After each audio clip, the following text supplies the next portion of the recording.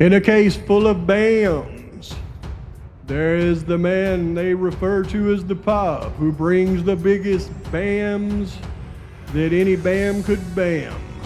And this is no different. It's a confirmation of super BAMs with Super Pop. Let's roll. Ladies and gentlemen, thank you. Listen to Pavarotti. Can I be your superhero? Hello, welcome to The Revealing. I am your host, Pavarotti, and I'm here to discuss the Idaho 4 case. So I have, for the last, I don't know, ever how many hours it's been, very little sleep, but I've gone through every one of the released court documents and reviewed them in detail. And oh my goodness, are we going to enter a whole new stage of this thing?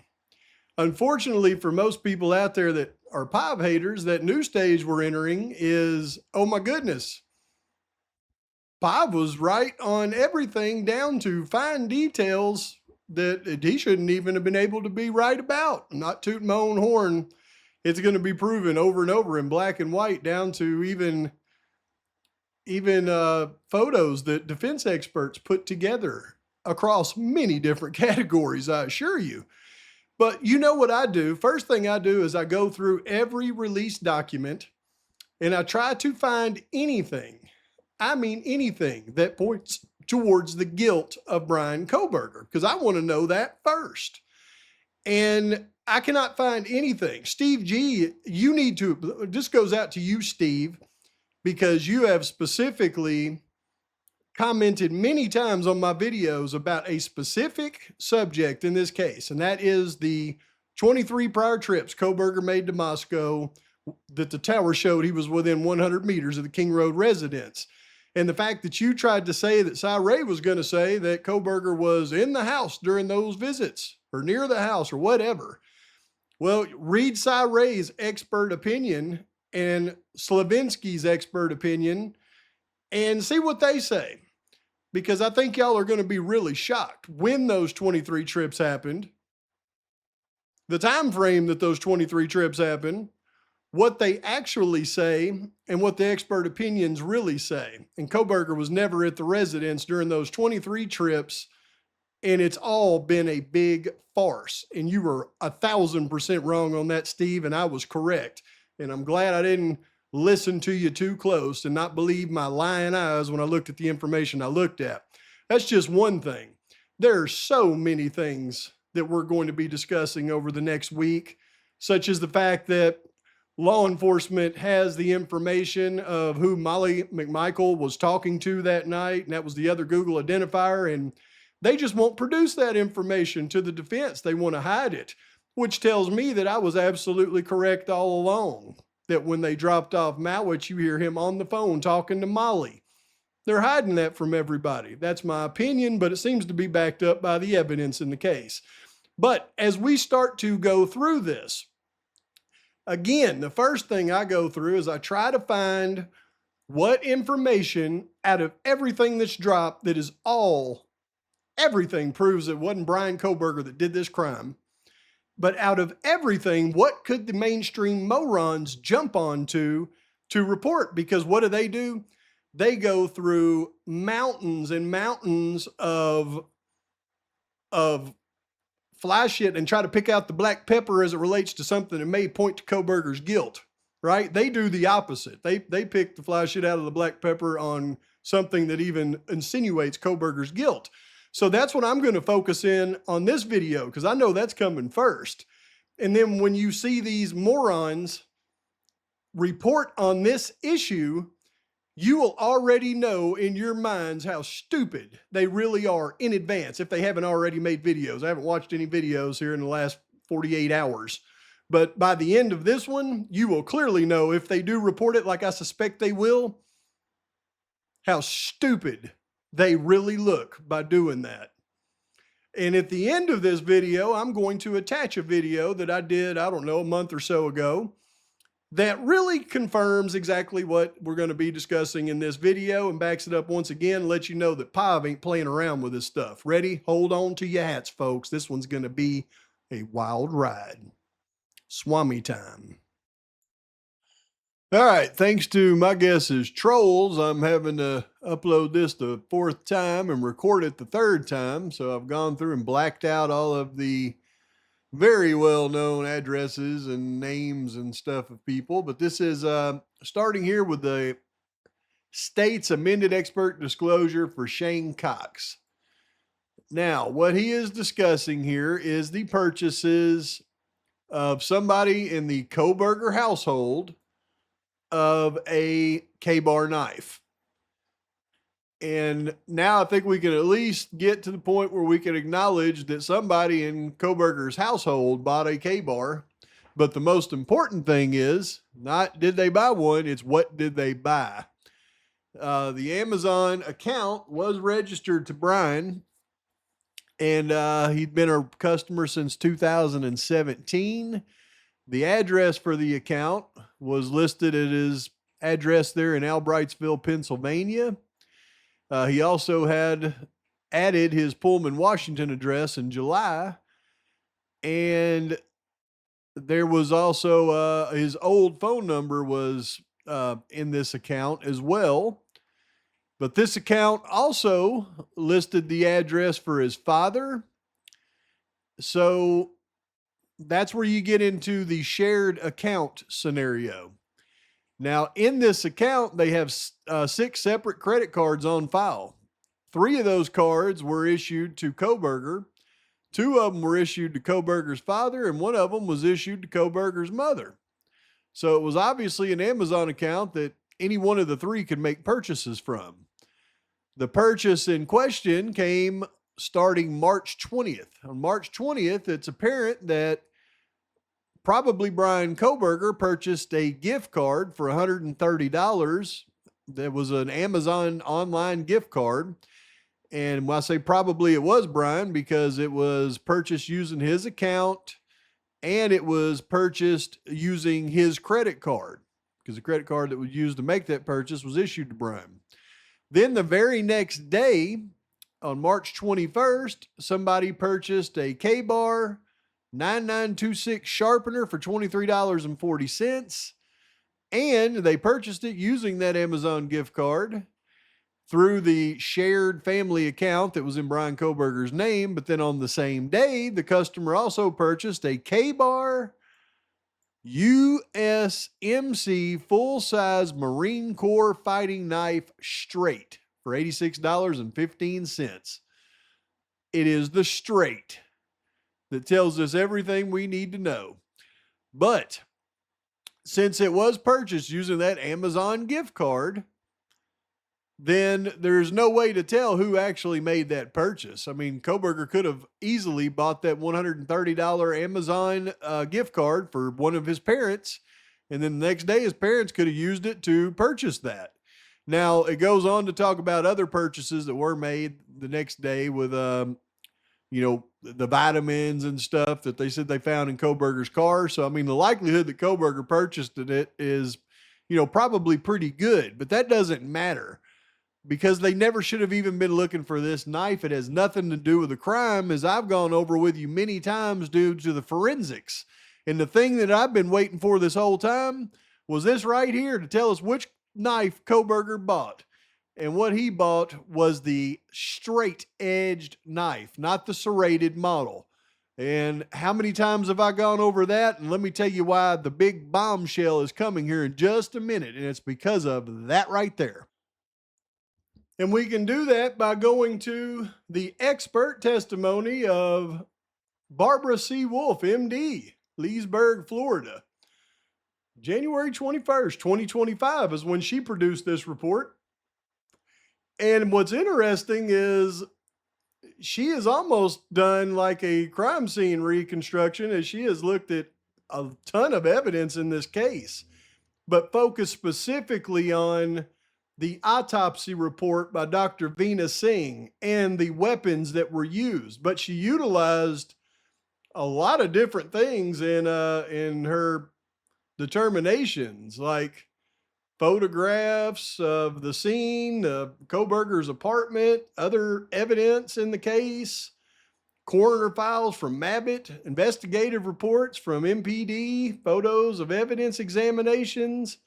I mean, she's literally like gone through Federal Bureau of Investigation forms, communications reports, laboratory reports. She has literally gone through and surveillance videos. I mean, she report of Paulette Sutton. She has gone through and really put this stuff together using Nodal's report,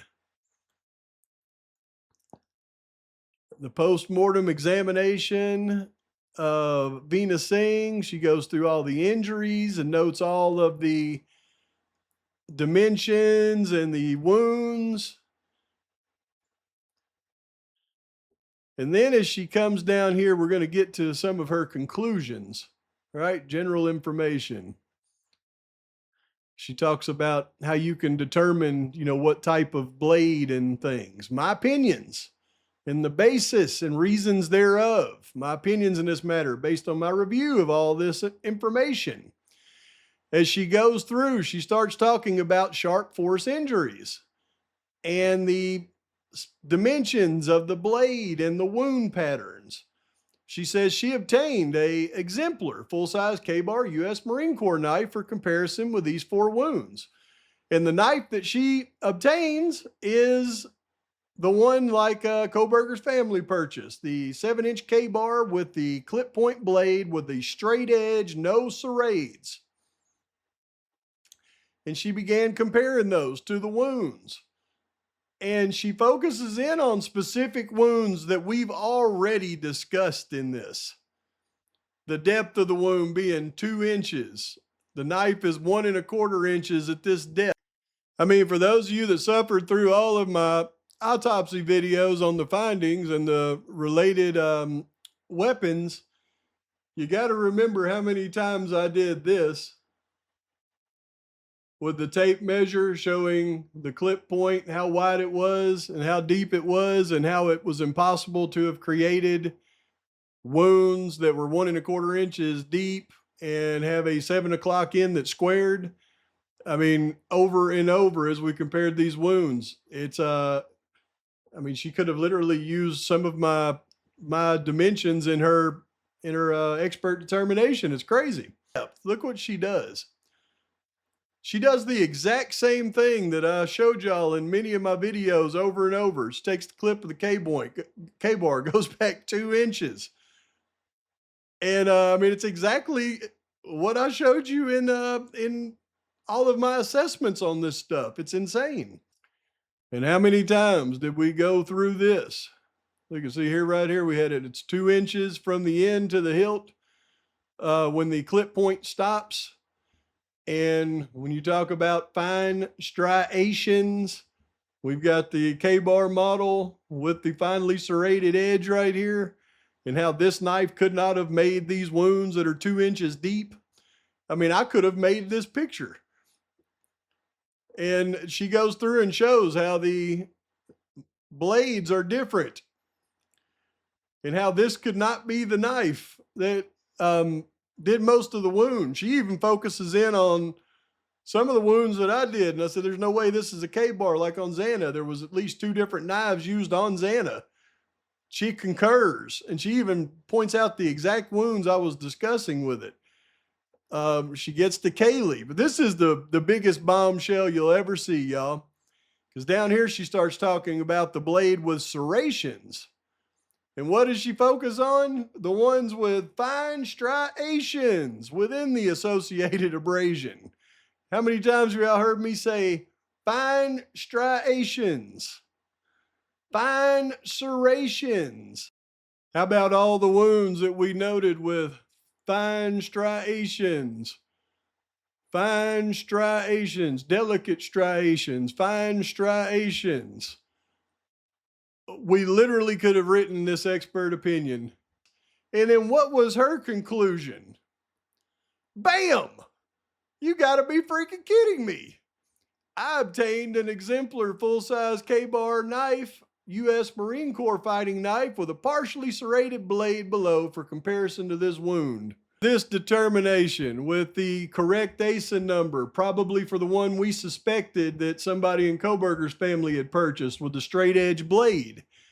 and we were comparing it with the proper ASIN number for the one that they should have been looking for that included the same sheath with the fine striations. She came to the exact same conclusion, same knife. It's unreal.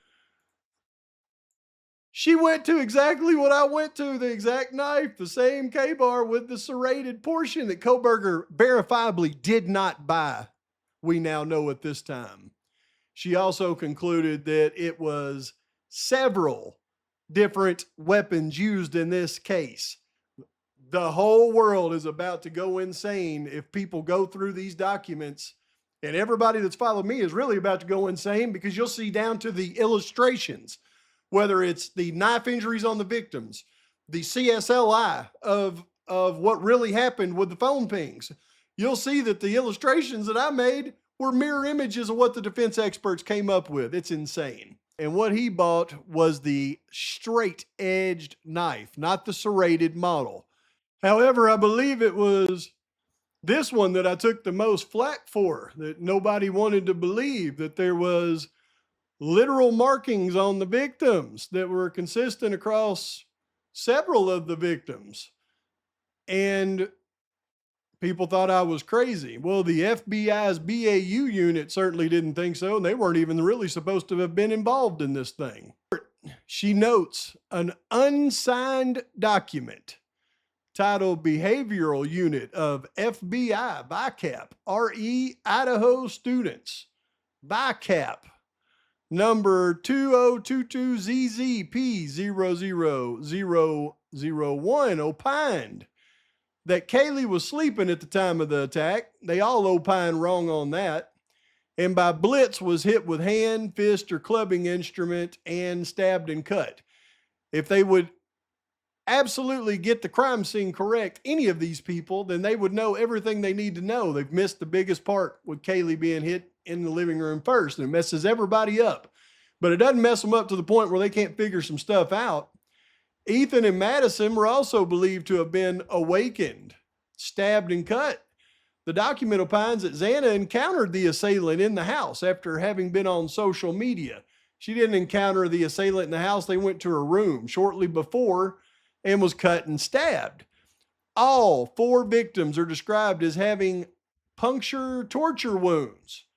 The document describes symbolic acts that in many of the wounds on all the victims were nearly identical in shape and location. Symbolic acts in many of the wounds on all the victims that were nearly identical in shape and location. Well, there's only one that's consistent across all the victims, and that was there was A's carved into 3 of them, and there was a J carved into 1 of them. My friend True Crime Design has a very interesting theory on what the J was that was carved into Kaylee for, and it certainly wasn't Jack. That unsigned document, the FBI has been all over this thing because they know exactly what happened, down to who was with Molly McMichael, and I'll show y'all that in the next video. You just don't want to give up, do you? I know you did all that. Ladies and gentlemen, thank you. Listen to Pavarotti. Can I be your superhero? When analyzing the perplexing case of the man known as the Octopus Man, who has more arms than a normal human to be able to carry more weapons and vacuum cleaners and everything else than a normal human, it brings me back to how did they get to this young man as being a perpetrator in this case? And throughout this entire investigation, we've identified all of the potential evidence that we thought they had against this young man. And one by one, we have been able to go through and absolutely destroy every single piece of evidence they claim to have against him. One that has been a nagging piece of evidence, though, was the supposed purchase by somebody in the Kohberger family of a K-bar knife. through Amazon purchased roughly 8 months before this atrocity. And this has been one that the people who just can't get their mind around a possible innocent man in prison for these crimes, this is one they point to regularly. Yeah, but he bought the knife off Amazon, Pav. Now that we have real evidence in the case that we can analyze, does this still hold true, even if a K-bar was purchased by somebody in the Kohberger family off Amazon? By the end of this, I think you'll agree that it does not. And I take us back in time to November 26, 2022, when Detective Lawrence Mowry of the Moscow Police Department decided to file for a warrant with Amazon. And in this warrant, he was searching for some specific things. And I'm going to show you where an error in judgment, lazy investigating, or not following the evidence in the case may have led to this entire atrocity against Brian Kohberger. Because on November 26, 2022, Mowry files for this warrant. On December 14th, he gets the information back with an extensive list of everybody who purchased K-bar knives from Amazon, apparently for the entire year of 2022. This particular warrant was sealed 2022 from all of the prying eyes of the public and everybody else. What's interesting is the autopsy on the victims was conducted on November the 16th, 2022, 10 days prior to Detective Lawrence Mowry filing for this warrant. Did he consult with the pathologist in the case before filing this warrant, or did he jump straight to conclusions on the type of knife that may have went with that K-bar sheath? Here's the facts.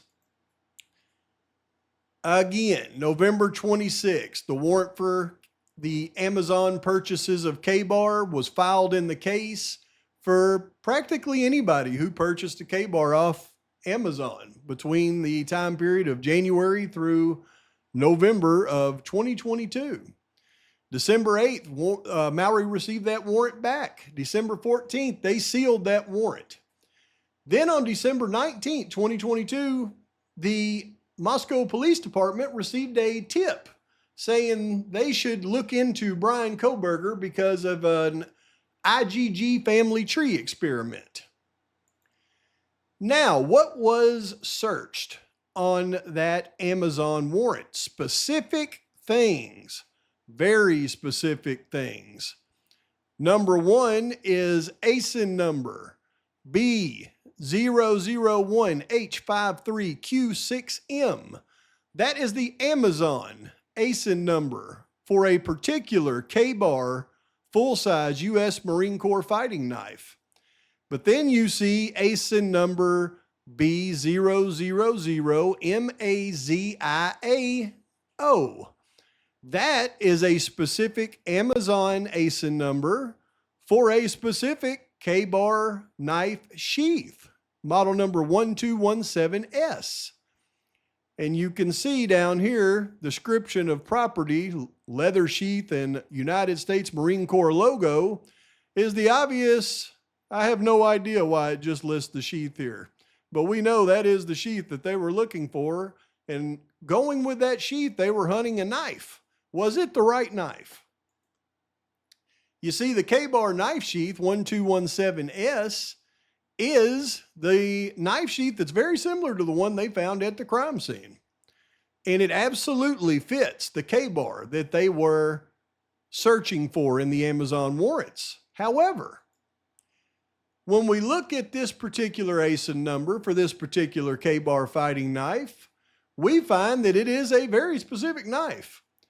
It is the 7-inch straight-edged plain clip point K-bar. And it comes packaged with the 1217S brown leather sheath. I'm sure that when Detective Mowry was looking at these knives, this looked like the perfect knife to come with that sheath. And he just started searching for this knife high and low from Amazon, eBay, Walmart, Blue Ridge Knives, the Amazon distributor themselves. He looked high and low for who could have purchased this knife. However, if he would have contacted the pathologist in the case and researched just a little bit more, he would have discovered that there was actually two different styles of K-bar knives that were both available with the exact same sheath, model number 1217S, full brown leather sheath, stamped with the USMC Eagle, Globe, and Anchor logo. Except he would have also learned that also available through Amazon, just with a slightly different ASIN number, was the K-bar model 1218, which was an identical version of the one he was searching for, except with a partially serrated edge on the blade. 7-inch blade fits the exact same model knife sheath. It is absolutely identical in every other way except for the partially serrated edge. Why did Mowry go with 53QM, the straight edge standard K-bar, over SWE9G, the serrated partial blade K-bar?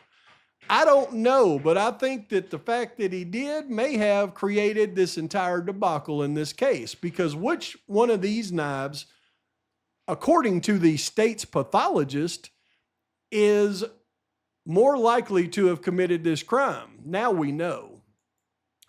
But I got to go back to this.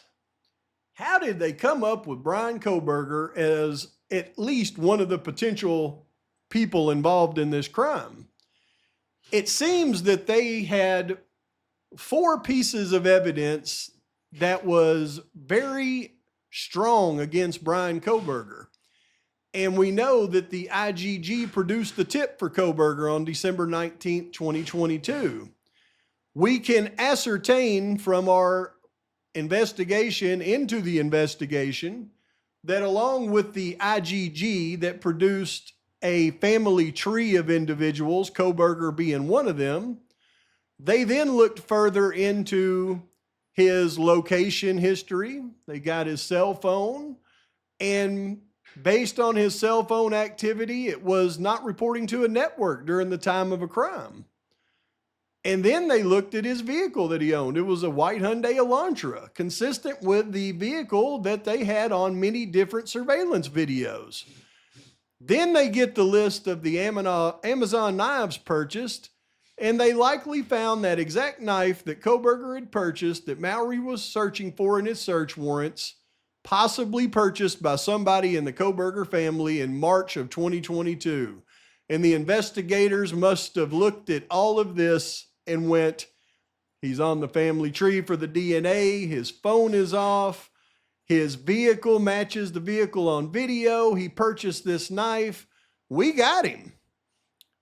And from there, I think, is where things just collapses for them. Because in our own private investigation, we have been able to look at every piece of this major evidence against Bryan Kohberger and dismantle it one by one because it's not true. Starting with the fact that the vehicle they were actually looking for was a 2011 to 2013 model, as seen in press releases and all internal documents of the investigation. Well, Kohberger's was a 2015. Well, it's not far off, so they kind of made it fit, thinking maybe it was just their mistake on the year models.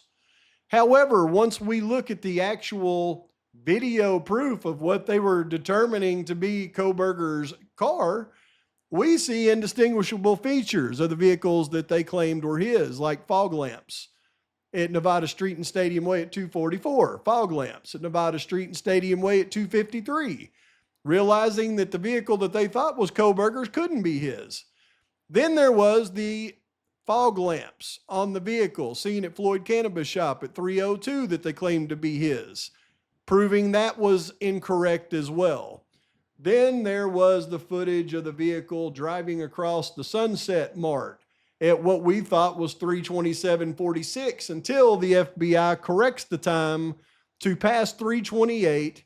So this vehicle passing the Sunset Mart is passing at almost the exact same time that the vehicle that they say committed these crimes is passing the 1320 Linda Lane footage at the exact same time this car is passing this video camera, proving it cannot be the same car.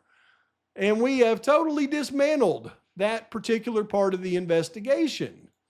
So maybe they were just off one. Their video, they just didn't look at it hard enough, right?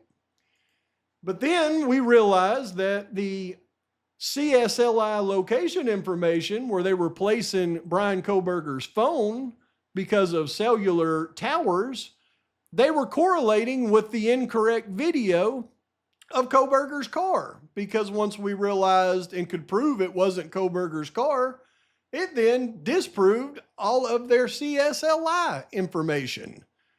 So, they had two that they thought were strong that now are non-existent. Then we go to the family tree experiment, and we find out that the family tree of the people on the DNA list happens to go back to the exact area of the country where the K-bar knife sheath was manufactured and last touched by a K-bar knife worker, and totally dismantle the idea of the family tree experiment. They don't have much left here, but they do have the fact that Kohberger or somebody in his family may have purchased a K-bar in March of 2022.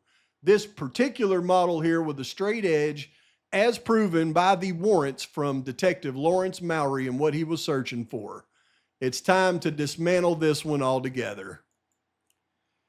Because in the end, when you have Octopus Burger here in all of his many arms, and the specific knife that if he did purchase one or somebody in his family did, it's definitely going to be this one, because this is the only one that the law enforcement searched. This one would have never come up on a search. It's a different ASIN number and a different model number entirely. However, I think what we're going to find is the state's own pathologist, if they would have really read her report, then they actually would have been searching for this model and not this model. And therefore, Kohberger would have never come up as even possibly purchasing that knife, and he likely wouldn't have come up as a suspect in this case at all. I blame Lawrence Mowry. But which knife should they have actually filed that Amazon search warrant for? Should it have been the straight edge K-bar, or should it have been the model with the serrated edge that is partially serrated? Because I might point out, with a partially serrated edge K-bar, you would expect to find in the autopsies examples of incise wounds that do not show a serrated edge, because most of the K-bar blade is not serrated. However, if you found wounds consistent with a serrated edge, it would eliminate this knife from being the one that should have been searched, and it would have absolutely pointed to this knife. So why didn't Mowry search for the correct knife? Let's look at the wounds and see if our theory here holds water. We're going to start with this right here. It's called a discontinuous 1/16 inch red marginal abrasion. It doesn't matter if it's red though. If it's a discontinuous 1/16 inch marginal abrasion, it means something to a pathologist. And you can bet it would have meant something to Dr. Veena Singh. An incised wound is a slash that is longer on the skin surface than it is deep. When caused by a serrated knife, the entry and slicing motion can create a slightly jagged or stepped edge, rather than the perfectly smooth linear margin left by a razor or scalpel. The serrated teeth act as multiple tiny blunt or tearing surfaces alongside the primary cutting edge. As the blade slides across the skin, the prominent points of the serration scrape the immediate margins of the cut. Because of the alternating teeth and recessed gullets of the blade, this scraping is intermittent, resulting in a discontinuous, interrupted red abrasion zone, rather than a solid band.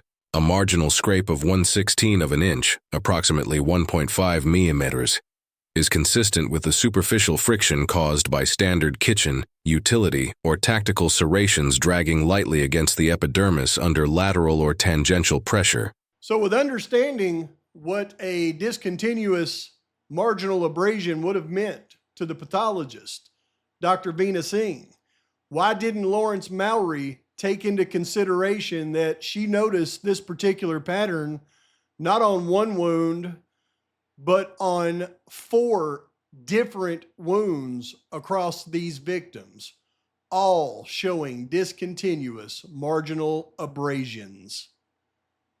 Did he pick the correct knife? You tell me. Next, we have what's known as the abraded tail. When a bladed weapon slashes across the skin, it creates an incised wound, a cut longer than it is deep. At the ends of this cut, the blade transitions between being external to the body and internal to the tissue. This creates superficial scratches called tails. While standard blades leave smooth, linear tails, a serrated edge blade modifies the appearance of these extremities due to the distinct tool marks left by its teeth. If abraded serration tracks are present in the tail, it is a highly distinctive indicator of a textured weapon. Knowing now that the pathologist, Dr. Veena Singh, if she had seen evidence of abraded tails across multiple injuries on these victims and what it would have meant with a serrated edge blade, would you think Detective Mowry still searched for the right weapon? When we look at the wounds across the victims, there are 3 different examples identified by the pathologist as having abraded tails. What was Mowry doing? Next, we have what's called irregular edges. And what do those mean to a pathologist like Dr. Veena Singh? A standard blade, like a scalpel or razor, cuts purely through sharp force slicing, creating smooth, linear, and well-defined wound margins. A serrated blade, however, introduces elements of micro-tearing because of its geometric teeth and gullets. In forensic pathology, the presence of irregular or jagged edges along an incised wound is one of the primary macro-morphological clues suggesting the use of a serrated edge blade rather than a smooth-edged weapon. So irregular edges would definitely show a pathologist that the wounds were created by a likely serrated edged blade, or at the very least, a partially serrated edge blade. Do we see that in wounds of the victims in this case identified by Dr. Veena Singh? We do see on 2 different wounds, irregular edges are noted. On 3 different wounds, irregular edges are noted. On 4 different wounds, irregular edges are noted. 5, 6, 7, 8, 9, 10, 11, 12, 13, 14, 15, 16, 17, 18, 19, 20, and 21. Different occasions, different wounds. The pathologist, Dr. Veena Singh, noted wounds that had irregular edges consistent with a at least partially serrated blade. Over 20 different wounds, 21 in total, are found by the pathologist in the case to have irregular edges, indicating a serrated edge blade. Next, we have what's known as fine striations. And what does that mean to Dr. Veena Singh? Fine striations represent the most definitive and highly specific tool marks a serrated edge blade can leave within an incised or stab wound cavity. While the superficial skin margins show irregular jagged edges, The vertical or lateral walls inside the wound canal often record microscopic parallel tracking lines known as striations. So, fine striations being one of the most definitive things that a pathologist can identify when noting a serrated edge blade. Were there any instances of the pathologist, Dr. Vindicating, finding fine striations throughout the wounds of the victims in this case? 3 different wounds she identified as either fine striations or delicate striations, indicating at the very least a blade with a partially serrated edge.